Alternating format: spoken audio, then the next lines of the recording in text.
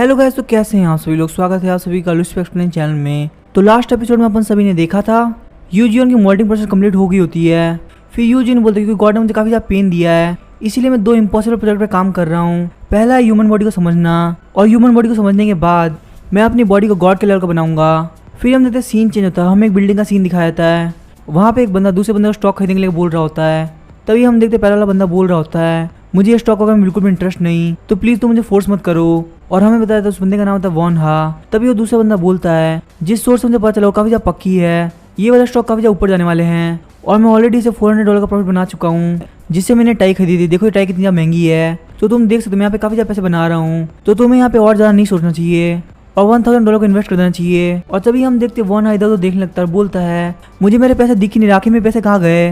और तभी हम तो बंदा काफी ज्यादा गुस्सा होता है और बोलता है, तुम मेरी बात पे भरोसा करो, क्योंकि मेरे हिसाब से तुम्हें काफी ज्यादा प्रॉफिट होने वाला है। और हम देखते वन हा सोच रहा होता है, इस बंदे ने मुझे गॉस मैकेनिक के स्टॉक दिए थे और वो स्टॉक काफी अच्छा परफॉर्म भी कर रहे थे, लेकिन अचानक से वो कंपनी काफी ज्यादा डिक्लाइन करने लगी।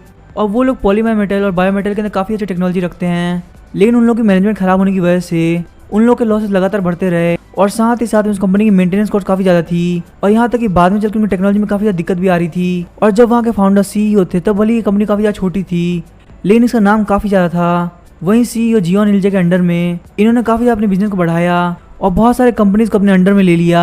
इससे उनकी कंपनी की साइज तो 10 गुना बढ़ गई, पर कंपनी भी काफी ज्यादा लॉस में चली गई। और तभी हम देखते हो दूसरा बंदा बोलता है, तो आखिर तुम क्या सोच रहे हो, ऐसी अपॉर्चुनिटी हर किसी को नहीं मिलती, और मैं तुम्हें बता दूं इस कंपनी का सीईओ भी काफी ज्यादा अच्छा है। तभी वो ना सोच रहा होता है, ये बात तो बिल्कुल सही कह रहा है, क्योंकि ट्राइस्टार ग्रुप काफी ज्यादा बड़ा हो चुका है और इसका इस इंडस्ट्री में काफी बड़ा नाम है। और साथ ही मैं अपनी लाइफ कब तक सैलरी पे निकालूंगा, और मुझे मेरी मदर के मेडिकल खर्चे के लिए काफी सारे पैसों की जरूरत है, और मुझे यहाँ पे अपनी शादी के लिए पैसे बचाने हैं। लेकिन एक मिनट रुको, शादी करने के लिए कोई होनी तो चाहिए।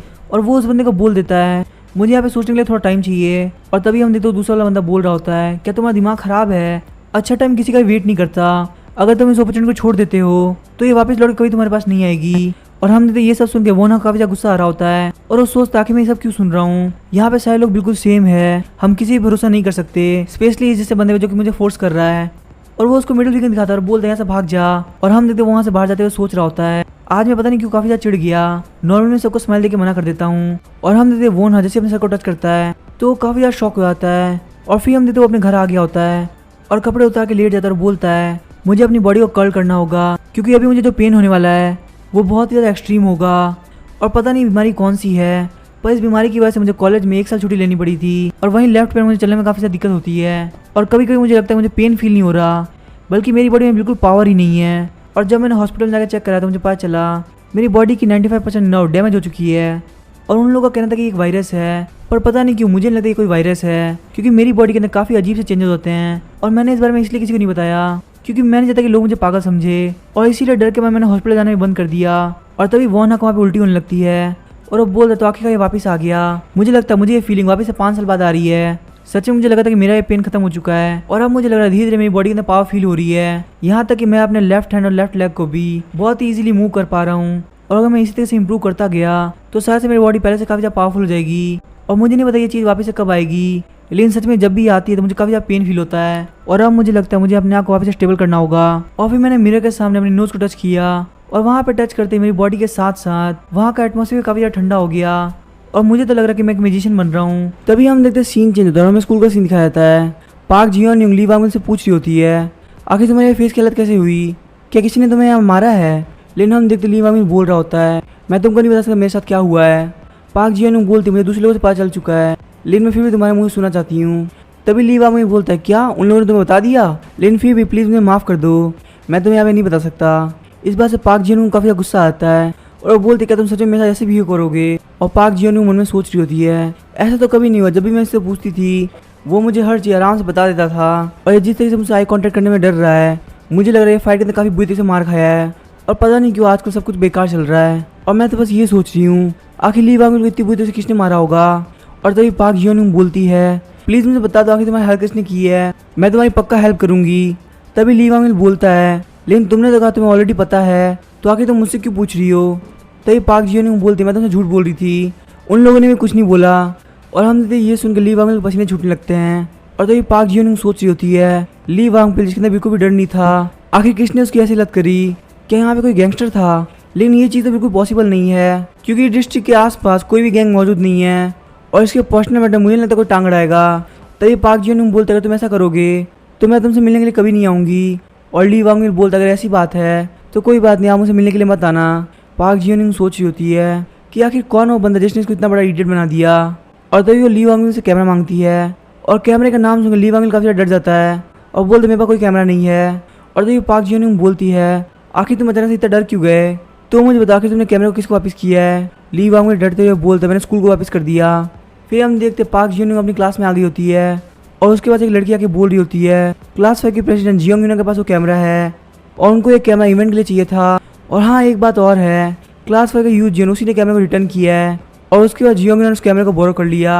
और तभी पार्क जियोंग बोलते हैं यू जियोन आखिर ये कौन है, मैंने ये नाम पहले क्यों नहीं सुना। और तभी हम देखते लड़की बोलने में सोच रही होती है और तभी पार्क जियोंग उसका वजह थप्पड़ मारती है और बोलती है कि तुम इतना सोच क्यों रही हो। और तभी उसको किक मारते हुए बोलती है लगता है मैं तुम लोगों को काफ़ी ज़्यादा ईजी जा रही हूँ और बाकी सारे लोग मुझे बताओ आखिर ये यू जियोन है कौन।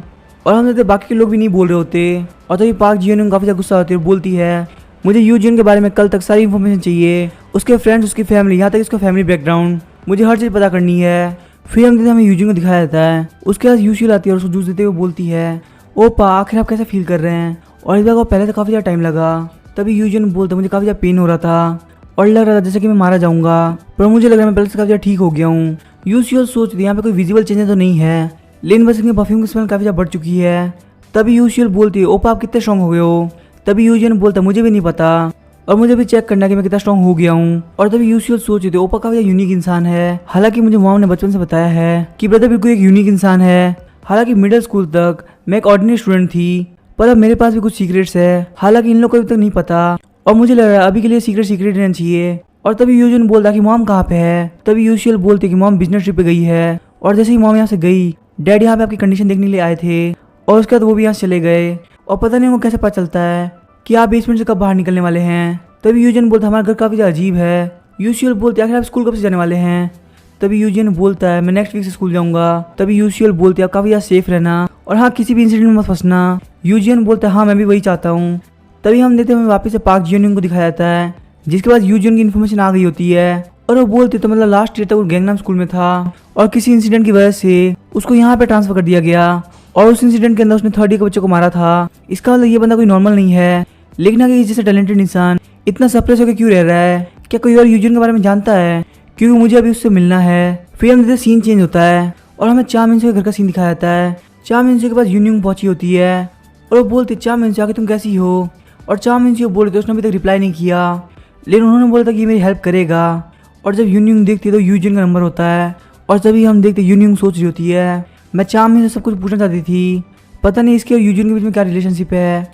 और मेरे फादर ने कभी किसी स्टूडेंट के बारे में बात नहीं करी, पर यू जियोंग उसके बारे में हमेशा बात करते रहते हैं और इसलिए मैं बहुत ज़्यादा क्यूरियस हो गई और मैंने उसके बारे में खुद से पता लगाया। मुझे पता चला उसको गैंगनाम स्कूल से बाहर निकाला गया है क्योंकि उसने वहाँ पे 3rd ईयर स्टूडेंट को मारा था। इसका मतलब ये बंदा एक बुली है, पर साथ ही में स्टडीज़ में भी काफ़ी ज़्यादा अच्छा है। पर मेरे फादर को इस बात से कभी दिक्कत ही नहीं हुई, उनको देख के ऐसा लगता कि वो एक कोच है और उनको एक बहुत अच्छा एथलीट मिला है। और मेरे फादर कहने कि वो क्लास 2-5 के अंदर सारे प्रॉब्लम को सॉल्व करता है और मुझे भी नहीं था कि वो प्रॉब्लम को सॉल्व कैसे करता है, लेकिन अगर कोई भी उसकी हेल्प मांगता है तो वो उसकी हेल्प जरूर करता है। और तभी हम देखते यूनिंग बोलते चा मिन तुम बिल्कुल टेंशन मत लो, मैं तुम्हारे यहाँ पे जरूर हेल्प लाऊंगी, तो इसलिए तुम अपने माइंड के अंदर बिल्कुल भी गलत थॉट मत आना। और हम यूनिंग रास्ते में जाते हुए सोच रही होती है चा मिन वाले इंसिडेंट की वजह से पार्क जियोंग ने अपने कामों को रोक रखा है और मेरे फादर इन सब चीज़ों को इन्वेस्टिगेट कर रहे हैं, तो पक्का यहाँ पे कुछ ना कुछ तो करेगी। और तभी वो देखती है एक बंदा उसको फॉलो कर रहा है और तभी उसको आगे एक और लड़की दिखती है और वो अपना फोन निकाल के सियोक जी को फोन करने लगती है। और वहाँ साइड वाले बंदे को देख के यूनिंग बोलती है इसको मैंने चा मिन को घर के बाहर भी देखा था, इसका मतलब डायरेक्टली मेरे को टारगेट कर रहे हैं। और तभी हम देखते पीछे वाला बंदा उसको किडनैप कर लेता है। फिर हम देखते सीन चेंज होता है, हमें यून सियोक जी को दिखाया जाता है। यून सियोक जी सोच रहा होता है ये पार्क जियोंग काफी ज्यादा कमीनी है, ये स्कूल में रहने के बावजूद इतने सारे गलत काम करती है और क्योंकि मैं स्पेशल फोर्स में था इसीलिए मुझे इन्वेस्टिगेट करने में बिल्कुल भी दिक्कत नहीं हुई और इतना एविडेंस चा मिन को इंसाफ देने के लिए काफी होगा।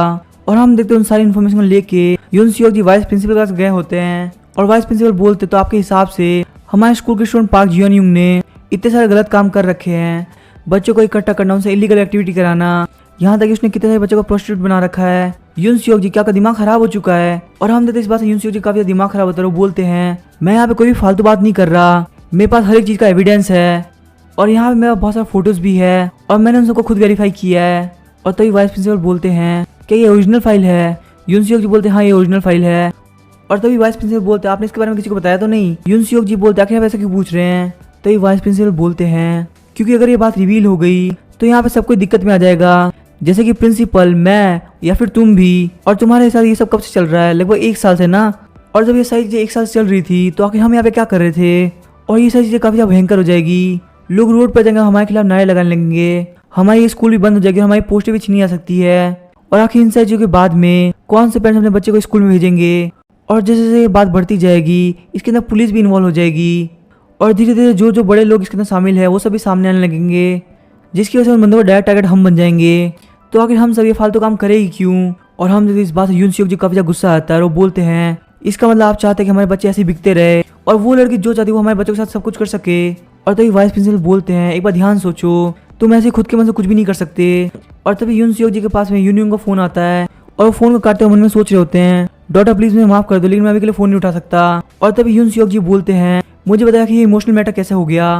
और तभी वाइस प्रिंसिपल बोलते हैं हाँ मैं जानता हूँ काफी बड़ी बात है, लेकिन हमें इस मैटर को काफी अच्छी तरह सॉल्व करना होगा, जिसके लिए मुझे थोड़ा सा टाइम चाहिए होगा। और तभी यूनसियोक जी बोलते हैं आपको पता है कि बच्चे काफी ज्यादा बुली हो रहे हैं और यहाँ तक इनको नाइट क्लब में काम कराया जा रहा है। तभी वाइस प्रिंसिपल बोलते हैं कुछ बच्चे ये पैसे के लिए भी करते हैं। यूनसियोक जी को और ज्यादा गुस्सा आता है और बोलते हैं कि तुम्हारा दिमाग खराब हो चुका है। तभी वाइस प्रिंसिपल बोलते हैं आखिर तुम मुझसे किस टोन में बात करो, क्या तुम्हें नहीं पता मैं तुम्हारा सीनियर हूँ। और तभी यूनसियोक जी वाइस प्रिंसिपल डॉक्यूमेंट ले लेता है और बोलता है मैं अपने बच्चों को ऐसे मार खाते हुए नहीं देख सकता, और अगर तुम्हें अपनी पोजीशन की इत्या पड़ी है तो तुम यहीं पड़े रहो, तुम्हें कुछ भी करने की जरूरत नहीं है, क्योंकि मैं यहाँ से सीधे पुलिस स्टेशन जा रहा हूँ और अगर तुम मुझे यहाँ पे रोकना चाहते हो तो रोक के दिखा दो। और तभी वाइस प्रिंसिपल बोलते हैं क्या तुम्हें सच में लगता है कि पुलिस स्टेशन जाने से कुछ ठीक होगा। और तभी यूनसियोक जी बोलता है ऐसी बात है तो मैं डायरेक्ट उनके ऑफिस पे पहुंच जाऊंगा, और अगर वो भी ना हो पाए तो मैं मीडिया की हेल्प लूंगा, और अगर मीडिया ने मेरी हेल्प नहीं करी तो मैं ब्लू हाउस के सामने अकेले जाकर प्रोटेस्ट करूंगा, और उसके बाद तुम मेरे सामने आकर पोजीशन की बात करना। और हम देखते वाइस प्रिंसिपल सोच रहा होता है लगता है यूनसियोक जी काफी बड़ी दिक्कत करने वाला है, मुझे कुछ ना कुछ तो करना ही पड़ेगा।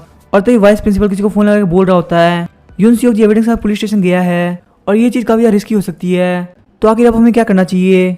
और तभी हम देखते अगला बंदा बोल रहा होता है वाइस प्रिंसिपल आपको बिल्कुल भी टेंशन लेने की जरूरत नहीं, आप जो काम करते हो बस वही काम करो, मैं सबको संभाल लूंगा। और यूनसियोक जी सोच रहा होता है मैं यहाँ पे किसी को भी मेरी कमजोरी का फायदा नहीं उठाने दूंगा, क्योंकि आप कभी भी सही काम करके आगे नहीं बढ़ सकते और ह्यूमन बीइंग की सोसाइटी ऐसे ही काम करती है। तभी हम देखते हैं हमें यूनसियोक जी दिखाया जाता है जो कि सोच रहे थे मैं यहाँ पे काफी बोल्डली बाहर निकल गया, जिनमें यहाँ पे सच में कोई पुलिस स्टेशन नहीं जाने वाला था और मुझे पता है कमीने सारे लोग एक साथ मिले हुए हैं, तो इसीलिए पुलिस के पास जाने से कोई फायदा नहीं है। और इसीलिए मुझे लगता है चामिन से साथ लेने कोई और तरीका ढूंढना पड़ेगा। वैसे यूनियन मेरा फोन क्यों नहीं उठा रही। और तभी हम देखते यूनसियोक जी काफी ज्यादा शौक हो जाते हैं, क्योंकि उनको यूनियन के नंबर से एक मैसेज आया होता है जिसमें लिखा होता है जिनसुंग पार्क के कंस्ट्रक्शन साइड में कोई वेट कर रहा है, तो इसीलिए चुपचाप हमारे सारे ओरिजिनल मटेरियल लेके आ जाओ। और हाँ ये बात ध्यान रखना ये मैसेज कहीं भी जाना नहीं चाहिए। और तभी यूनसियोक जी सोच रहा होता है डॉक्टर प्लीज मुझे माफ कर दो, मुझे वहाँ पे वो कॉल उठाना चाहिए था। और वो लोग इतने ज़्यादा आगे तक बढ़ चुके हैं, इसका मतलब ये लोग अब नॉर्मल बच्चे नहीं बल्कि गैंगस्टर बन चुके हैं। और अगर ये ओरिजिनल मेटल की बात कर रहा है इसका मतलब पक्का वाइस प्रिंसिपल ने इनको सब कुछ बता दिया है। और हाँ मैंने यहाँ पे सोचा भी क्या था कि सच में मैं किसी को अकेले इंसाफ दिला सकता हूँ। और अब देखो मेरी वजह से यूनियन भी खतरे में आ चुकी है और मुझे यहाँ पे अपनी लाइन क्रॉस नहीं करना चाहिए था। अगर मुझे चामिन को इंसाफ दिलाना था तो मुझे जरूर से किसी की हेल्प लेनी चाहिए थी, लेकिन सबसे पहले मुझे अपनी डॉटर की सेफ्टी को ध्यान रखना है। और तभी हम देखते यूनसियोक जी एक वैन आके रुकती है। यूनसियोक जी सोच रहा होता है मुझे अब बिल्कुल पहले वाली फीलिंग आ रही है जब मैं स्पेशल फोर्स के अंदर हुआ करता था, तभी मुझे ऐसी खतरनाक सिचुएशन का सामना करना पड़ा था। और यही सब सोचते मैंने एक प्री रिटर्न ईमेल को खोला और उस बच्चे को भेज दिया, और पता नहीं वो लड़का मेरी हेल्प करने के लिए आएगा कि नहीं। और हम देखते वो उस वैन की तरफ चले जाते हैं और तभी हम देखते यूजियन के पास एक फाइल आती है और वो बोलता है कि टीचर यूनसियोक जी ने मुझे क्या भेजा है, और अगर यहाँ पे कुछ होता है तो मैं उनसे डैमेज के क्लेम लूंगा, और अगर इस चीज़ से मेरा फ़ोन हैक हो गया तो कम से कम मैं इनसे 10 गुना प्राइस लूंगा। लेकिन जब वो उस फाइल को चेक करता है वो काफ़ी ज़्यादा शॉक हो जाता है और वो बार बार यूनसियोक जी को फ़ोन करने लगता है, लेकिन यूनसियोक जी उसको फ़ोन नहीं उठा रहे होते। और तभी हम देखते हैं हमें यूसी को दिखाया जो कि गेम खेल रहा होता है, और तभी उसके बाद यूजियन का फ़ोन आता है। यूसी बोलता है कि तुम इतने दिनों से कहाँ थे। तभी यूजियन बोलता है मैं काफ़ी ज़्यादा बीमार था। तभी यूसी बोलता तुमने अपना फ़ोन भी बंद कर दिया था, लेकिन मुझे एक बात है जब भी तुम बीमार होते हो तो आखिर तुम इतने दिन की छुट्टी क्यों ले लेते हो। तभी यूजियन बोला तुम्हें तो पता है मेरी कंडीशन, वो बीमारी कोई नॉर्मल बीमारी नहीं होती, मुझे लगता है कि मैं बस पेन से मर जाऊंगा, और मैंने तुम्हें यहाँ पे इसलिए फ़ोन किया है क्योंकि तुम्हें स्कूल की हर एक नॉलेज रहती है, तो मुझे आखिर टीचर सियोक जी के साथ क्या हो रहा है। और तभी यूसी बोलता है पिछले कुछ दिनों से टीचर सियोक जी चामिन से केस को स्टडी कर रहे थे और जो बच्चे इन सारी चीज़ों में इन्वॉल्व थे उन्होंने उनके खिलाफ काफी सारे एविडेंस भी इकट्ठा किए। तभी यूजियन बोलता है क्या चामिन सियो। यूसी बोलता है हाँ क्या तुम चामिन सियो के बारे में नहीं जानते, वो लड़की जिसने सुसाइड करने का ट्राई किया क्योंकि उसको क्लास फर्स्ट के बच्चे बुली कर रहे थे। तभी यूजिन बोलता मुझे और डिटेल बताओ। तभी यूसी बोलता क्या तुम चामिन सियो को जानते हो। तभी यूजिन बोलता नहीं मैं उसको जानता तो नहीं हूँ, लेकिन मैं बस ये जानना चाहता हूँ कि आखिर किसने उसको इतना बुली किया कि उसको सुसाइड करने की नौबत आ गई। तभी यूसी बोलता है वैसे मैं बताओ तो स्टोरी काफी ज्यादा बड़ी है। तभी यूजिन बोलता चलो ठीक है, तुम मुझे फटाफट पूरी स्टोरी बता दो। और तभी हम देखते यूजिन को सारी इन्फॉर्मेशन दे देता है और यूजिन बोलता चलो ठीक है, अब हम लोग स्कूल के अंदर मिलेंगे। और तभी यूजिन बोलता मैंने सब कुछ चेक किया और मुझे पता चला मैसेज भेजने कोई और नहीं बल्कि चाम मिन्सियो थी। और उसने मुझे बोला कि मैं उसकी हेल्प करूँ। आखिर उसने मुझे मैसेज क्यों किया, वो तो मुझे जानती भी नहीं होगी। और ये ईमेल जो कि टीचर शियोक जी ने मुझे भेजा है और उस ईमेल के अंदर लिखा होता है कि मैंने तुम्हें ईमेल इसलिए भेजा है क्योंकि हो सकता है मैं काफ़ी बड़ी दिक्कत में आ गया हूँ, इसलिए तुम मेरी डॉटर को मेरा नंबर बता देना और साथ ही में ये मेरा कंप्यूटर का पासवर्ड है और यूनियन का भी कॉन्टैक्ट नंबर मैं तुम्हें भेज देता हूँ। यूजियन सोचा जिसने भी चाम मिन्सियो को बुली किया है वो कोई नॉर्मल बच्चे नहीं है, वो पक्का किसी गैंग से कनेक्टेड है। और मैंने जब यहाँ पता किया तो मुझे पता चला कि इन सबके पीछे एक लड़की का हाथ है जिसका नाम है पार्क जियोन यूंग, क्योंकि सेकंड ईयर में लड़की काफी पावरफुल है। और यहाँ पे काफी सारे रूमर फेमस है कि स्कूल के सामने वाले नेट लाइफ एरिया के अंदर हमारे स्कूल के काफी सारे बच्चे काम करते हैं और इन सबके पीछे भी पार्क जियोन यूंग है। और यूजियन सोच रहा होता है मुझे सब कुछ समझ में आ गया, ऐसा हो नहीं सकता इस लड़की को पता ना हो कि यून सियोक जी एविडेंस इकट्ठा कर रहे हैं। और मुझे लग रहा है यून सियोक जी काफी कुछ पता चल गया और उन सबको कवर करने के लिए इस लड़की पार्क जियोन यूंग ने टीचर यून सियोक जी को कहीं ना कहीं फंसा दिया है। और ज्यादातर गैंगस्टर जो होते हैं वो किसी को इन्फॉर्म करने का टाइम नहीं देते, यही वजह है कि यून सियोक जी मुझे कॉल भी नहीं कर पाए। और आखिर ये सब तब क्यों हुआ जब मैं मल्टी प्रोसेस से गुजर रहा था। अब मेरी बॉडी अभी भी उतनी ज़्यादा पावरफुल नहीं हुई, मुझे अभी कुछ दिनों की रेस्ट की जरूरत है। लेकिन अब मुझे लग रहा है सिचुएशन ऐसी नहीं रही कि मैं यहाँ पे बैठ के सोचूं, मुझे फटाफट से यहाँ पे कुछ ना कुछ करना होगा। और मैंने जब सोचा था कि मैं अपनी बॉडी को गॉड लेवल का बनाऊंगा तो उसका जो फर्स्ट लेवल था वो ये था कि मैं ह्यूमंस के लेवल को पार कर जाऊँ और उसके लिए मुझे ह्यूमैनिटी में रहते हुए सारी प्रॉब्लम को सॉल्व करना होगा। और यही सारी प्रॉब्लम मुझे ह्यूमैनिटी को अच्छी तरह समझने में हेल्प करती है। और मेरी यहाँ पे मल्टी प्रोसेस खत्म होने के बाद मेरी स्पीड और पावर किसी मॉन्स्टर की तरह हो गई है, लेकिन बात ये कि अभी मेरी बॉडी उस लायक नहीं हुई, इसी वजह से इस चीज़ को मैं काफ़ी कम टाइम में मेंटेन कर पाता हूँ। इसीलिए मुझे उन लोगों को सेफली निकालने के लिए एक बहुत सही तरीका सोचना होगा जिसके अंदर मेरा टाइम भी काफ़ी कम इन्वेस्ट हो और बैटल के अंदर कैलकुलेशन प्रेडिक्शन ये सारी एबिलिटी काफ़ी ज़्यादा काम आती है। और इसीलिए मैंने अपनी बॉडी को अकेले में ट्रेन किया ताकि मैं शूटिंग और थ्रोइंग में काफ़ी ज़्यादा तेज हो सकूँ। और बहुत सारे केमिकल सब्सटेंस से खेलने के बाद मैंने बहुत सारे एफर्ट लगा, अपने मेजरमेंट को काफ़ी अच्छा कर लिया और इन सब की हेल्प से मैं अपने ओपोनेंट को सरप्राइज अटैक से हरा सकता हूँ। इन टेक्निक्स को असैसिन टेक्निक भी बोला जाता है। हालांकि कुछ लोग इसको डरपोक होना मानते हैं, लेकिन इस टाइम मैं जिस सिचुएशन में हूँ उसके साथ मुझे ऐसे करने ठीक रहेगा और मेरे पास काफ़ी लिमिटेड टाइम बाकी है, तो मुझे यहाँ पे उनकी एक्यूरेट डिटेल्स को गैदर करना होगा। इसीलिए मैंने टेली कम्युनिकेशन कंपनी का सर्वर हैक कर लिया और मैंने यून के साथ में यून सियोक जी की लोकेशन चेक करी और फिर मैंने उस जगह को चेक किया जहाँ पे जियोन यूंग अपना काम करती है। लेकिन इन दोनों की डिस्टेंस में काफ़ी ज़्यादा फर्क था क्योंकि यून सियोक जी उनकी डॉटर जिन सियोक पार्क के अंदर है, वहीं पार्क जियोन यूंग कैफे के अंदर है। इसका मतलब लड़की काफ़ी चालाक है, उसने सोचा अगर वहाँ पे रहेगी तो काफ़ी डेंजर रहेगा, इसीलिए उसने वहाँ पे दूर से नजर रखना प्रेफर किया। और मुझे लग रहा है मेरे को सारी डिटेल मिल चुकी है, तो अब मुझे अपना काम स्टार्ट करना चाहिए। और हम देखते हैं उसने कैब वगैरह पहन के एक टैक्सी में बैठ गया होता है और ड्राइवर को बोलता है मुझे जिन सियोक पार्क ले चलो। और तभी यूजिन हमें बताता है यून सियोक जी का मैसेज मुझे आधे घंटे पहले आया था और आधे घंटे के अंदर मैंने ये सारी डिटेल पता लगा ली। तभी हमें जिन सियोक पार्क का सीन दिखाया जाता है, वहाँ पे वही वैन आके रुकती है और उस वैन के अंदर से यून सियोक जी बाहर निकलते हैं और वो बंदे यून सियोक जी को लेके अपने बॉस के पास जाते हैं। और यून सियोक जी बोलते यून यूंग आखिर तुम कहाँ पे हो। और तभी वो बॉस बोलते मेरे कान बज रहे हैं, शायद से इस वजह से हो सकता है क्योंकि एक टीचर है और टीचर की आवाज़ काफ़ी लाउड होती है। और चलो फटाफट तुम यहाँ पे आके बैठ जाओ, हम यहाँ पे बैठ के अच्छी तरह से इस मैटर पे बात करते हैं। और तभी यून सियोक जी बोलते मुझे फालतू बात मत करो, मुझे पता है मेरी डॉटर यून यूंग कहाँ पे है। और तभी वो बॉस बोलता कि यून यूंग कौन है और वो बंदा बोलता शायद से वही लड़की है जिसको आज हमने किडनैप किया था।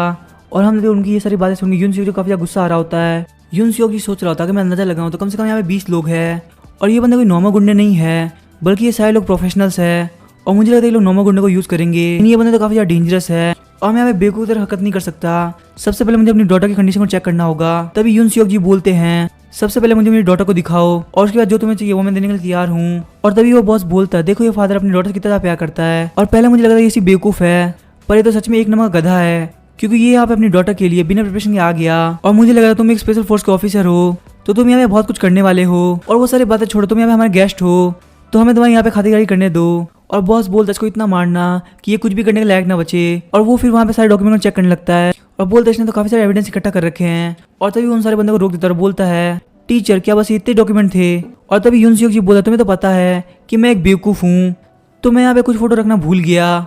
इस बात से उस बॉस को काफ़ी गुस्सा आता है और वो यून सियोक को काफ़ी किक मारता है। और तभी वो यून सियोक जी से पूछता है आखिर बाकी के डॉक्यूमेंट कहाँ पड़े हैं। और तभी यून सियोक जी बोलता है पहले मेरी डॉटर को मेरे पास लेके आओ। और तभी वो बॉस बोलता है तुम्हारे पास मुझे काफ़ी गुस्सा आ रहा है, जाओ फटाफट उस कमीने को यहाँ पे लेके आओ। और तभी वो यून सियोक जी को बोलता है तुमने आज अपनी लाइफ की बहुत बड़ी गलती कर दी है। और तभी हम देखते हैं हमें यून यूंग को दिखाया जाता है जिसको एक बंद कमरे में रखा गया होता है और वो अपने मन में सोच रही होती है यहाँ मेरे हाथ और पैर दोनों को बांध दिया गया है और इन लोगों ने यहाँ पे मेरे ऊपर किसी ड्रग का यूज़ किया है जिस वजह से मेरा सर भी काफ़ी ज़्यादा घूम रहा है। और मैंने उसको मेरे डैड को कॉल करने का ट्राई किया, पर पता नहीं कि उन्होंने कॉल काट दिया और इन कमीनों ने मेरा फ़ोन भी ले लिया है। आखिर मैं डैड को यहाँ पे कैसे इन्फॉर्म करूँ। और जैसे कि मैं इन लोगों की आवाज़ सुन पा रही हूँ, मुझे पता है ये सब करने वाली पार्क जियोन यूंग है। और तभी हम देखते दरवाज़ा खुलता है और वहाँ पे 2 बंदे आगे उसकी रस्सियाँ खोलने लगते हैं। और यून यूंग सोच रही होती है। यहाँ पे डैड की वॉइस सुन के मुझे काफ़ी अच्छा लगा, पर साथ ही में अचानक से मुझे एक डर का एहसास हुआ, क्योंकि इन कमीनों का रियल प्लान यही था कि मेरे डैड यहाँ पे आ जाए। और तभी मैं यूजिन की तरफ दिखाया था, यूजिन बोल रहा होता है तो मुझे लग रहा है यही जिनसियन पार्क का वेयर हाउस है। और मैंने अपने साथ में काफ़ी सारे कॉइन भी रख लिए हैं। और यहाँ पे एक बंदा एंट्रेंस के अंदर और 2 बंदे पीछे हैं। और यहाँ पे कोई भी एक दूसरे से बात नहीं कर रहा, सब लोग अपने काम में लगे हुए हैं। इसका मतलब ये सारे बंदे प्रोफेशनल्स हैं। और अगर बस एक हफ्ते पहले की बात होती तो इन लोग को हैंडल करना मेरे लिए चुटकी का काम था। और सच में कभी कभी मुझे काफ़ी ज़्यादा गुस्सा आता है जब मैं अपनी बॉडी को फ्रीली यूज़ नहीं कर पाता। और इसीलिए मैं उस बिल्डिंग के पीछे चला गया जहाँ पे अभी भी काम चल रहा था। और इसीलिए वहाँ पे जो पाइप लगे हुए थे उनकी हेल्प से मैं 4th फ्लोर पे जाने लगा। और मैंने यहाँ पे बहुत मोटे मोटे ग्लव्स भी पहन रखे थे। उसके बावजूद मुझे लग रहा था कि मेरी हाथ की स्किन कहीं कहीं से निकल रही है। और जब मैंने उस ग्लास को चेक किया तो वो एक रियल ग्लास नहीं था, बल्कि एक चीप मेटेरियल से बना हुआ था। और इसलिए मैंने अपनी जेब से नाइफ बाहर निकाला, जिसकी टिप को मैंने गर्म कर रखा था। और ये इतनी देर तक गर्म इसलिए रह पाया क्योंकि मैंने इसको एक वायर की हेल्प से मॉडिफाई कर रखा है। और वो वहाँ पे एक छोटा सा छेद कर देता है और अंदर की आवाज़ सुनने लगता है। और यूजिन सोच रहा होता है अगर मैं नॉर्मली अपने ईयर से नहीं सुन पा रहा, इसका मतलब वो लोग यहाँ से काफ़ी ज़्यादा दूर है। और इसीलिए मैंने काफ़ी ज़्यादा फोकस किया और अपने सेंसेस को नेक्स्ट लेवल पे ले गया। और जैसे ही मैं नेक्स्ट लेवल पे पहुंचा तो मेरे कान में काफ़ी ज़ोर से आवाज़ आने लगी। और उसको आवाज़ आ रही थी कि हम लोग यून सियोक जी के सामने एक वीडियो रिकॉर्ड करने वाले हैं और ये चीज़ जिंदगी भर के लिए इसका मुंह बंद कर देगी। तो इसीलिए हमें उस लड़की की यूनियन का ध्यान रखना है। और पता नहीं उस लड़की से मजा करने के लिए यहाँ पे हमारा नंबर लगेगा फिर हमारे सीनियर्स का। और यूजिन सोच रहा था इतना एफर्ट लगाने के बाद मेरी बॉडी काफ़ी ज़्यादा थक चुकी है, लेकिन ये कमीना के यहाँ पे क्या करने वाले हैं। और ये सब सुनने के बाद मैं अपने गुस्से को बिल्कुल भी नहीं रोक पाया और इसीलिए मैंने किक मार के उस चीप ग्लास को तोड़ दिया। और फिर मैं वापस से यून सियोक जी को दिखाया जाता है। वो बॉस यून सियोक जी काफ़ी बुरी तरह से मार रहा होता है। और तभी यून सियोक जी सोचता है मुझे अपने सामने अपनी डॉटर को देखकर काफ़ी रिलीफ मिला, लेकिन पता नहीं क्यों सारे लोग अपने साथ कैमरा लेके आए हैं। पर फिर मैंने उन सारे लोगों को इग्नोर कर दिया। और तभी हम देखते बॉस से किक मारता यून सियोक जी का सर जमीन में मार देता है। और तभी बॉस बोलता है लड़की तो काफ़ी होशियार लग रही है, तो तुझे यहाँ पे ध्यान से सोचना होगा। अगर तूने यहाँ पे कोई भी हरकत करने का ट्राई किया तो तेरे फादर तो यहाँ पे नहीं बचने वाले, तो इसलिए तुम्हें बिल्कुल भी टफ दिखने की जरूरत नहीं है। लेकिन तभी यूनियन देखते उसके फादर भी स्माइल कर रहे हैं और वो सारे बंदे बोलने लगता है कि यहाँ पे शीशा किसने तोड़ा, चलो फटाफट से उसको ढूंढते हैं। और हम यूजियन जंप करते हुए एक जगह पे आ गया होता है, पर जंप करने की वजह से उसका हाथ काफी ज्यादा दर्द कर रहा होता है। और वो वहाँ से खड़ा होकर उन सारे बंदों को देख रहा होता है। और वो बंदे बोल रहे थे यहाँ पे तो कोई भी नहीं है, लगता है किसी ने यहाँ पे बाहर से पत्थर मारा है। और तभी यूजियन सोचता है यूनियन और टीचर दोनों वहाँ पे है और लगता है टीचर को यहाँ पे बहुत बुरी तरह से मार पड़ी है। लेकिन पता नहीं क्यों मुझे लगा एक टाइम के लिए उन्होंने मेरी तरफ देखा। और यूजियन बोलते क्या मैं कर पाऊंगा, ये बोलने का वो अपने आइज के सेंसर को बढ़ा देता है, जिससे उसकी कैलकुलेशन एबिलिटी काफी ज्यादा बढ़ जाए। और वो कॉइन्स को उन बंदे की तरफ फेंकने लगता है, लेकिन कोई भी कॉइन उन बंदों को नहीं लग रहा होता। और तभी वो बंदे बोलने लगते हैं ये तो एक कॉइन है और किसी ने इसको इतनी फोर्स से फेंका कि दीवार में घुस चुका है, इसका मतलब पक्का कोई ना कोई बंदा अंदर एंटर कर चुका है। तो अपनी आंखें यहाँ पे खुले रखना, कोई भी कभी भी तुम्हारे ऊपर अटैक कर सकता है। और यूजियन सोच रहा होता है वो उन बंदों के 1 मीटर दूर गिरा, क्या मैं बस इतना ही कर सकता हूँ। मैंने जितना एरर सोचा था ये एरर उससे भी ज़्यादा है। और मेरी फिजिकल कंडीशन चेंज होने की वजह से बस इतने में मैं काफ़ी ज़्यादा थक चुका हूँ। और यहाँ पे लाइट वगैरह कम होने की वजह से मुझे टारगेट को फॉलो करने में काफ़ी ज़्यादा दिक्कत हो रही है। हालांकि मेरा गोल यहाँ पे ज़्यादा से ज़्यादा टाइम इकट्ठा करना है, क्योंकि इस तरीके से वो बंदे यहाँ पे कुछ भी नहीं कर पाएंगे। और उन लोगों ने यहाँ पे अपनी पोजीशन बना ली है जिससे वो हर तरह के डायरेक्शन को देख पाए। और तभी हम देखते वो बहुत सोच रहा होता है मुझे यहाँ पे कंफर्मेशन की जरूरत है, क्योंकि इस जगह को जल्द से जल्द छोड़ देना काफ़ी अच्छा रहेगा। और तभी वो बॉस बोला टीचर क्या तो समझ में आ रहा है, तो यहाँ पे और देख तेरी हालत क्या हो चुकी है, तुझे हमसे बिल्कुल भी पंगा नहीं लेना चाहिए था। लेकिन हम देखते यून सियोक जी वहाँ पे हंस रहे होते हैं, जिससे उस बॉस को काफ़ी गुस्सा आता है। और वो बॉस को किक मारते हुए बोल रहा होता है कि मैं ये बात पक्का इंश्योर करूंगा कि तेरी डॉटर की यहाँ पे लाइफ खराब हो जाए। और तभी हम देखते यून सियोक उसका पैर पकड़ लेते हैं और बोलते तू यहाँ से नहीं जा सकता। और हम देखते यूजिन इधर से उधर जाके सब लोग के ऊपर कॉइन फेंक रहा होता है और बोलते मैं जितना हो सके उतना टाइम इकट्ठा करूंगा। और जितना ज़्यादा मैं इन कॉइन को फेंक रहा हूँ उतना ज़्यादा मेरी एयर कंडीशन कम होती जा रही है और अब इन लोगों को हिट करने के लिए कुछ सेंटीमीटर ही बाकी है। और तभी हम देखते एक कॉइन पीछे वाले बंदे को लगता है और हम देखते उस बंदे के सर में कॉइन घुस गया होता है। और वो लोग बोलते हैं जो बंदा यहाँ पे एंटर किया वो एक निंजा है, क्योंकि ना तो हमें दिखाई दे रहा है और ना ही हम उसको कुछ बिगाड़ पा रहे हैं, पर वो बंदा हमारे ऊपर छुप के अटैक कर पा रहा है। और इस अटैक को देख हमें काफी ज्यादा डर लग रहा है और हम देखते वो सारे बंदे डर के मारे ब्राइटर एरिया में जाने लगते हैं। और यूजिन बोलते कितने बड़े गधे हैं, इन लोगों ने मेरा काम और ज्यादा आसान कर दिया। और वैसे भी जब इस बंदे को हिट हुआ तब भी मेरा एरर 1 सेंटीमीटर था, पर अब क्योंकि ये लोग ब्राइट एरिया के अंदर जा रहे हैं इसीलिए मेरा एरर 0% हो जाएगा। और हम यूजिन कॉइन की हेल्प से वहाँ पे सारे बंदों को नॉक किया जा रहा होता है और वो कॉइन जाके किसी गले पे लगता है या फिर किसी के नोज पे या फिर आईज पे। और हम जो बंदा लास्ट में बचा होता है वो डर के मारे भागने लगता है, लेकिन उसके वहाँ तक पहुँचने से पहले ही एक कॉइन उसके भी सर में लग जाता है और वहीं पे गिर जाता है। और उसके साथ वाला बंदा भी यहाँ से भागने का ट्राई करता है पर उसको भी कॉइन लगता है और वहीं पे गिर जाता है। ये देख के वहाँ से कोई भी जाने का हिम्मत नहीं कर रहा होता। और यूजिन सोच रहा था ये मिक्सचर तो होप और डर का है। इन बंदों को होप है अगर वो बाहर निकल जाएंगे तो बच जाएंगे, लेकिन डर है कि वहां तक जाने तक लोग मारे जाएंगे और इसीलिए अब ये लोग डर के मारे यहीं पे आसपास घूमते रहेंगे। और तभी हम देखते एक बंदा अपना डंडा घुमाते हुए बोलता है अगर तेरे अंदर हिम्मत है तो बाहर आके लड़, पीछे से क्या हमारे ऊपर अटैक कर रहा है। लेकिन तभी उसके सिस्टम पे आके कॉइन लगता है और उसका सिस्टम वहीं पे हैंग हो जाता है। और हम देखते वो बहुत सोच रहा होता है इसने मेरे पैर को इतनी जोर से पकड़ रखा है कि मुझे लग रहा है कभी भी टूट जाएगा। और ये लुक जो मैं इसकी फेस पे देख पा रहा हूँ, आखिर इस लुक का मतलब क्या है। अभी थोड़ी देर पहले इतनी मार खाने की वजह से ये वहां से हिल भी नहीं पा रहा था और मैंने अपना पैर उसके पास से खींच के वहां से भागने का ट्राई किया, लेकिन उस बंदे ने वापस से मेरा पैर पकड़ लिया। और उसके बाद कुछ भी करने के बाद भी मैं उसके हाथ से अपना पैर नहीं छुड़ा पाया। और तभी हम देखते यूनसुक जी उठ के बैठ जाते हैं और उसके एंकल को और जोर से दबाने लगते हैं। और तभी वो बॉस सोच रहा था मैं अपने एंकल को टूटते हुए फील कर पा रहा था। और वो बॉस बोलता प्लीज मुझे जाने दो। तभी यूनसुक जी बोलते लेकिन मैं ऐसा क्यों करूंगा, क्या मैं तुम्हें यहाँ पे बताऊँ क्या कि मैंने आर्मी को क्यों छोड़ा। अगर तुम्हें यहाँ पे पता होता कि मैंने आर्मी को क्यों छोड़ा तो तुम ये करने की हिम्मत कभी नहीं करते। और हम देख यूनियन के पास जितने बंदे होते हैं उन सब की हालत काफी ज्यादा खराब हो गई होती है क्योंकि यूजियन लगातार उनको कॉइन से मार रहा होता है। तभी यूनियन सोच रहे मैं ये फील कर सकती हूँ कि यहाँ पे कोई है, लेकिन पता नहीं क्यों वो दिख नहीं रहा है। और डैड ने भी इस बॉस की गर्दन पकड़ रखी है और मैंने चाहती डैड वापस से पहले जैसे हो जाए। मुझे कैसे भी करके डैड के सिंपल है को प्रोटेक्ट करना होगा क्योंकि अगर डैड ने यहाँ पे कुछ कर दिया तो हमारी लाइफ यहाँ पे पूरी तरह से चेंज हो जाएगी। और पार्क जियोनिंग मैं तुम्हें प्रॉमिस करती हूँ मैं तुम्हें यहाँ पे नहीं छोड़ूंगी। और तभी हम देखते उस रूम के अंदर एक बंदा एंटर करता है और बोलता है कि यहाँ पे हो क्या रहा है, ये सारे बंदे जमीन पे क्यों पड़े हुए हैं। तभी हम देखते एक बंदा जो खड़ा होता है वो बोलता है फटाफट से बाहर की तरफ जाओ, सबको बुला के अंदर लेके आओ और साथ ही में एक एम्बुलेंस को भी बुला लेना वरना यहाँ पे सारे लोग मारे जाएंगे। और क्योंकि यूनसुक जी ने उस बॉस की गर्दन पकड़ रखी होती है इसलिए उस बॉस को सांस भी नहीं आ रही होती। यूनसुक जी बोलते क्या तुम जीना चाहते हो, वो बॉस बोलते हैं हाँ प्लीज मुझे छोड़ दो। तभी यूनसुक जी बोलते हैं वैसे मुझे बता तुम मेरी डॉटर के साथ क्या करने वाले थे। और तभी यूनसुक जी सोच रहे होते हैं मैंने इसके एंकल को ऐसा ट्विस्ट किया है कि वो कभी जिंदगी में चल नहीं पाएगा। और तभी वो बॉस अपने हाथ जोड़ लेता है, बोलता है टीचर प्लीज मुझे छोड़ दीजिए, मैं आज के बाद कभी ऐसा नहीं करूंगा। और तभी यूनसुक जिसको थप्पड़ मारते और बोलते हैं क्या इतना सब कुछ करने के बाद तुम्हें लग रहा है कि मैं एक टीचर हूँ। और तभी वो बॉस बोलता है प्लीज टीचर प्लीज मुझे माफ कर दीजिए, मैं इस गैंगस्टर लाइफ को छोड़ दूंगा, कोई अच्छा सा काम करने लगूंगा, प्लीज आप मुझे यहाँ पे मत मारना। और तभी यूनसुक जी बोलते मेरी हालत ऐसे करने के बाद तुम्हें लगता है मैं तुम्हें छोड़ दूंगा। और तभी वो बॉस बोलता है आपको जो भी चाहिए होगा मैं सब करने के लिए तैयार हूँ। और हम यूनसुक जिसको वहाँ पे थप्पड़ मारते और बोलते हैं ये सब करने के लिए ऑलरेडी बहुत ज़्यादा लेट हो चुका है और तुम बिल्कुल ये मत सोचना कि तुम यहाँ पे अकेले मरने वाले हो, यहाँ पे जितने भी बंदे पड़े उनमें से एक भी जिंदा नहीं बचेगा। मैं आज के दिन में यहाँ पे सबको मारने वाला हूँ और उसका तो वाइस प्रिंसिपल जिसने यहाँ पे तुमको भेजा है मैं उसको भी जान से मार दूंगा और मैं तब तक तुम्हें यहाँ पे जिंदा रखूंगा और उसके बाद मैं तुम्हारे हर एक बॉडी पार्ट को काट दूंगा। आखिर तुम्हारी हिम्मत कैसे मेरे डॉटर के ऊपर अटैक करने की, एक बार तुम उस लाइफ को इमेजिन करके देखो। और हम देखते वो बॉस कांप रहा होता है और तभी यूनसुक जी बोलते क्योंकि हमें सारे बंदे डाउन हो चुके हैं और इस बॉस की भी हालत मैंने खराब कर दी है तो मुझे लग रहा है मुझे यूनियन की रस्सियों को खोल देना चाहिए। लेकिन अभी के लिए जो करंट कंडीशन के अंदर है उसका वहीं पे रहना ठीक है क्योंकि यहाँ पे मैं जो भी करने वाला हूँ उसका उसकी लाइफ को काफी ज्यादा इम्पैक्ट पड़ेगा। और तभी हम देखते कोई पीछे से आता है और यूनियन के कंधे पे हाथ रखता है और जैसे यूनियन पीछे देखने वाली होती है वो बंदा उसकी मुंडी को वापस सीधे कर देता है।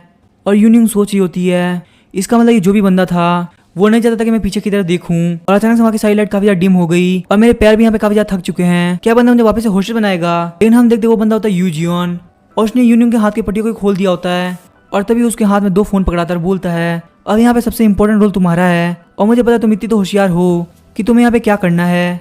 यूनियन सोच रही थी कि ये बंदा मेरे को जानता है और जो सैंड में काफी देर से फील कर पा रही थी, पता नहीं अचानक से वो सैंड कहाँ गायब हो गई, इसीलिए मैंने फटाफट से पीछे मुड़ के देखा लेकिन वो बंदा ऑलरेडी जा चुका था। और तभी मुझे पता चला ये बंदा वही है जिसने इन सारे गैंगस्टर को हराया है। और जब यूनियन उस फोन को चेक करती है तो उनमें से एक फोन तो उसका होता है और दूसरा फोन किसी अननोन बंदे का होता है और उन दोनों के दोनों फोन में रिकॉर्डिंग चालू होती है और ये वो सारी रिकॉर्डिंग जो यहाँ पे हुई है। और तभी हम देखते यूनसुक जी सोच रहे होते हैं भले वो बंदा हेड पहन के आया तो क्या हुआ, मुझे इजीली पता चल गया कि वो बंदा यूजियन था, लेकिन आखिर उसको इस जगह के बारे में पता कैसे चला। मैंने तो बस उसको एक सिंपल मैसेज भेजा था और उसको देख के लग रहा था वो ऑलरेडी प्रिपरेशन करके आया है। इसका मतलब यूजियन के पास ऐसा टैलेंट है कि वो बाहर रहते हुए भी अंदर की चीज़ों को पता लगा सके। लेकिन मुझे लगता है उसको ऑलरेडी पता था कि यहाँ पे मेरी डॉटर क्या चाहती है। हम देखते यूनसुक जी को रोक लेती है और तभी यूनसुक जी उस बॉस का गला छोड़ देते हैं। और तभी हम देखते वहाँ पे गेट खुलता है और एक बंदा बोलता है मुझे यहाँ पे रिपोर्ट मिली थी, आखिर यहाँ पे यूनसुक जी कौन है। और तभी यूनसुक जी सोच रहे होते हैं ये कोई पुलिस ऑफिसर नहीं बल्कि एक फायर फाइटर है। और तभी वो फायर फाइटर बोलने लगता है हमको यहाँ पे बोला था कि एक बंदा काफी ज्यादा दिक्कत कर रहा है और उसने यहाँ पे आग भी लगा दी है, तो आखिर वो कमीना बंदा है कहाँ पे। हम देखते थोड़ी देर बाद वहाँ पे काफी सारी एम्बुलेंस आ गई होती है और यूनसुक जी बोलते हैं आखिर तुम हो कौन। और हम देखते उनके सामने जो बंदा खड़ा होता है वो होता है मिंग सिंघून और वो बोलता है मुझे कांग्रेसमैन ने भेजा है। और तभी यूनसुक जी बोलते हैं तो आखिर कांग्रेसमैन का बंदा यहाँ पे क्या कर रहा है। और तभी वो बंदा बोलता है मुझे यहाँ पे ये बोल के भेजा गया है कि मुझे यहाँ पे इसके बारे में बात करनी है। तभी यूनसुक जी बोलते हैं अच्छा ठीक है तुम्हें जो बोलना है वो फटाफट से बोलो। तभी वो बंदा बोलता है मुझे नहीं पता यहाँ पे क्या चल रहा है, कांग्रेसमैन जब यहाँ पे आएंगे तो वही बताएंगे। और तभी यून सियोक जी बोलते मेरा नाम है यून सियोक जी और मैं बुक्सिन हाई स्कूल का टीचर हूँ। यहाँ पे इन गुंडों ने मेरी डॉटर को किडनैप कर लिया था, तो इसीलिए मैं यहाँ पे इसको बचाने के लिए आया था। लेकिन ये तो काफ़ी अजीब बात है, इन गुंडों ने यहाँ पे मेरी डॉटर को किडनैप किया और कांग्रेसमैन मुझसे यहाँ पे मिलना चाहते हैं। कहीं इसका मतलब ये तो नहीं कि कांग्रेसमैन में इन्वॉल्व है। और तभी वो बंदा बोलता है कुछ भी बोलने से पहले एक बार सोचो, आखिर तुम यहाँ पे क्या बोल रहे हो। और तभी टीचर यून सियोक जी बोलते हैं तो फटाफट से मुझे एक्सप्लेन करो तुम यहाँ पे क्या करने के लिए आए हो। और हम देखते वो बंदा सोच रहा होता है कि आखिर मैं इसको यहाँ पे क्या एक्सप्लेनेशन दूँ। यहाँ पे सच में एक गैंग इन्वॉल्व है और सच में यहाँ पे इसकी डॉटर को किडनैप किया गया था और इसको मैं यहाँ पे कुछ भी बोलूँगा तो ये मेरी बात पर भरोसा नहीं करेगा। और आखिर मैं इसको यहाँ पे क्या बोलूँ कि मैं यहाँ पे क्या करने के लिए आया हूँ। और तभी टीचर यून सियोक जी बोलते हैं अगर मुझे वो रीज़न ठीक नहीं लगा तो मैं कांग्रेसमैन को भी इसके अंदर इन्वॉल्व मानूंगा और मैं सारे के सारे एविडेंस मीडिया के सामने ला के रख दूंगा। तुम्हें पता है स्कूल के अंदर मेरा निकनेम क्या है, क्रेजी डॉग। और अगर मैं सच में गुस्सा हो गया तो मैं किसी को भी काट सकता हूँ। और तभी हम तो बंदा कांग्रेसमैन को फ़ोन करने लगता है और बोलता है कांग्रेसमैन मैं यहाँ पे आ चुका हूँ और आपने मुझे मैसेज करके बोला था कि मुझे यहाँ पे पहुँचना है। तभी कांग्रेसमैन बोलता है मैंने तुम्हें कभी मैसेज किया ही नहीं, आखिर तुम ये क्या फालतू बात कर रहे हो। और तभी वो बंदा बोलता है मुझे पक्का भरोसा है कि वो आपका ही नंबर था। और तभी कांग्रेसमैन बोलता है कि तुम क्या फालतू बात कर रहे हो, मैं अभी काफ़ी ज़्यादा बिजी हूँ, मुझे डिस्टर्ब मत करो। और तभी वो बंदा बोलता है कांग्रेसमैन प्लीज़ मुझे माफ़ कर दीजिए, लगता है यहाँ पे कोई गलतफहमी हो गई है। और तभी हमने तो वहाँ पे एक बंदा एंटर करता है और टीचर यून सियोक जी बोलते हैं प्रिंसिपल आखिर आपको इस जगह के बारे में पता क्या चला। और तभी वो प्रिंसिपल सोच रहा होता है आखिर यहाँ पे चल क्या रहा है। कांग्रेसमैन ने मुझे यहाँ पे मैसेज करके प्राइवेटली मिलने के लिए बुलाया और लगता है वो काफ़ी ज़्यादा बिजी थे, इसीलिए उन्होंने इस बंदे को यहाँ पे भेजा है। और मुझे पक्का भरोसा ये उन्हीं का नंबर था और मुझे लग रहा है कांग्रेसमैन से एक फेवर लेने का काफ़ी अच्छी अपॉर्चुनिटी है, इसीलिए मैं अपनी ड्रिंकिंग को छोड़ के यहाँ पे आया हूँ। जस्ट मेरे यहाँ पे आने से पहले वाइस प्रिंसिपल ने मुझे कॉल करके सब कुछ बता दिया कि आखिर यहाँ पे क्या क्या चल रहा है। हालांकि मुझे कभी नहीं लगता कि वाइस प्रिंसिपल इस हद तक गिर जाएगा कि वो इतने बड़े मैटर पे कोई काम कराएगा। और अब ये चीज़ बिल्कुल भी सॉल्व करने के लायक नहीं बची। आखिर मैं यहाँ पे करूँ क्या, मैं इस चीज़ को कैसे एक्सप्लेन करूँ। अगर मैं यहाँ पे बोलूँगा मैं कांग्रेसमैन से मिलने के लिए आया था तो कोई मेरी बात का भरोसा ही नहीं करेगा। और वैसे भी इंसिडेंट काफ़ी ज़्यादा बड़ा है और अगर मुझे इस सिचुएशन से बचना है तो मुझे यहाँ पे टीचर यून सियोक जी का साथ देना होगा। और यहाँ पे दूसरी बात सोचने का कोई सवाल ही नहीं है, बस टीचर यून सियोक जी मेरे साथ हो गए तो मैं इस चीज़ से बच जाऊँगा, भले ही मुझे इसके लिए किसी भी लेवल पर जाना पड़े। और तभी हमें बताया जाता है वाइस प्रिंसिपल और प्रिंसिपल से फाइट करने के लिए यून सियोक जी को फ्यूचर के अंदर काफ़ी ज़्यादा दिक्कत होगी। हालांकि एक बंदे की हेल्प की वजह से उनको यहाँ पे एडवांटेज मिल चुका है और अगर कोई इस एडवांटेज का यूज़ ना कर पाए तो वो बंदा सबसे बड़ा गधा है। एक बंदा यहाँ पे और कोई चॉइस बची नहीं है और दूसरा यहाँ पे सब कुछ कवर करना चाहता है। और इन सब चीज़ को सॉल्व करने का तरीका टीचर यून सियोक से जाता है। तभी हमें यूजिन को दिखाता है जो कि कैफे के अंदर आ गया होता है और वो काउंटर पे जाके एक ब्लैक टी मांगता है। और तभी वो काउंटर वाली लड़की बोलती है हमारे पास अभी ब्लैक टी अवेलेबल नहीं है, क्या आपको लिप्टन टी चलेगी। और तभी यूजिन बोलता है हाँ मुझे लगता है वो चलेगी। और तभी वो काउंटर वाली लड़की बोलती है क्या आप सच में यहाँ पे बैठ कर ड्रिंक करना चाहते हैं। यूजिन बोलता है हाँ मैं बस ड्रिंक करूँगा, फटाफट चला जाऊँगा। और मुझे लग रहा है ये स्टूडेंट काफ़ी ज़्यादा दिक्कत कर रहे हैं, क्या मैं तुम्हारे लिए यहाँ पे इनको जाकर समझाऊँ। और हम देते ये बात सुन के लड़की काफ़ी ज़्यादा डर जाती है और यूजिन सोच रहा होता है एक बार इसकी शक्ल को देखो, ऐसा लग रहा है मैं वहाँ पे जाके बात करने से इसका कैफे यहीं पे बंद हो जाएगा। यूजिन बोलता है प्लीज़ मुझे टी ला के दीजिए। और हम देखते वो लड़की लाके यूजिन को टी दे देती है। और तभी यूजिन बोलता है क्या ये लोग लगातार यहाँ पे आते हैं। और वो लड़की बोलती है हाँ ये लोग लगातार 2 महीने से आ रहे हैं। और तभी हम देखते वहाँ पे एक बंदा आता है और यूजिन को बोलता है आपसे कोई मिलना चाहता है। तभी यूजिन बोलता है कि वो कौन है। वो बंदा बोलता है जब आप मेरे साथ चलेंगे तो खुद ही पता चलेगा कि वो कौन है। तभी यूजिन बोलता है कि तुम्हें दिखता नहीं कि मैं अभी बात कर रहा हूँ, जब मेरी बात खत्म हो जाएगी तो मैं अपने आप आ जाऊंगा। तभी हम देखते यूजिन के पीछे काफी सारे बंदे आते हैं और तभी यूजिन बोलता है सिस्टर आप बिल्कुल भी टेंशन मत लो, ये लड़के अब यहाँ पे और नहीं आने वाले और आपको बिल्कुल भी टेंशन करने की जरूरत नहीं, आज के बाद आपको बिल्कुल परेशान नहीं करेंगे और आप इन कमीनों को यहाँ पे हैंडल कर ले रही हो, ये बहुत ज़्यादा बड़ी बात है। मुझे लग रहा है आप लोगों को हैंडल करने में काफ़ी अच्छी हो। और तभी हम देखते वो पहले वाले बंदे को पकड़ लेता है और बोलता है चलो चल के देखते हैं कि कौन मेरे से मिलने के लिए मारा जा रहा है। अब इसके क्या होगा हम नेक्स्ट एपिसोड में आएंगे। वीडियो पसंद है चैनल को सब्सक्राइब करके वीडियो को लाइक कर देना। Thank you.